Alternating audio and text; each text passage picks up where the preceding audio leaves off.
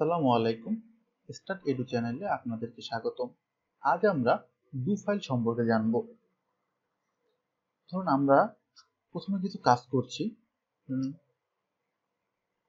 প্রফেশনের tabulation করে দেখলাম, আমরা কিছু হাইট ওয়েটের সামারি দেখলাম, বা আমরা দুটি ক্রস ট্যাবুলেশন দেখলাম, প্লেস এবং এডুকেশনের ক্রস ট্যাবুলেশন দেখলাম।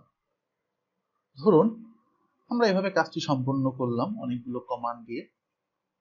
এরপর 3 মাস বা 2 মাস পরে আমাদের এই সেম কাজগুলো করতে হলো, তখন আমাদের নিশ্চয়ই আবার এভাবে কমান্ড লিখে লিখে অর্থাৎ সিনট্যাক্স লিখে লিখে কাজ করতে হবে। কিন্তু স্টার্টাতে সুবিধা হচ্ছে আমরা এই কমান্ডগুলো ভবিষ্যতের জন্য সেভ করে রাখতে পারবো। এই জন্যই ডু ফাইল আমাদের সহযোগিতা করে থাকে। এখান থেকে আমাদের স্টার্টাতেই এই দেখুন এখানে ডু ফাইল আছে, এখানে ক্লিক করলেই একটি ডু ফাইল ওপেন হয়ে যাবে। এখন আমরা এই সিনট্যাক্স গুলো সবগুলো কন্ট্রোল সি দিয়ে কপি করে আমরা ডু ফাইলে পেস্ট করে রাখতে পারবো।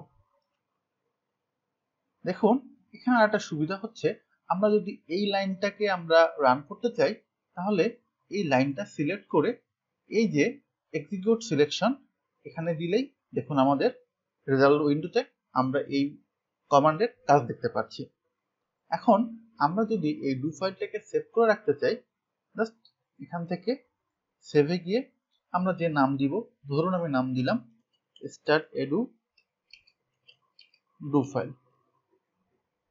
আমরা এখান থেকে লোকেশন ঠিক করে দিতে পারবো, আমরা এখানেই রাখলাম, সেভ করে রাখলাম। ডু ফাইলে আরেকটা কাজ আমরা শিখব। ধরুন আমরা যদি স্টারের পরে ধরুন আমি লিখলাম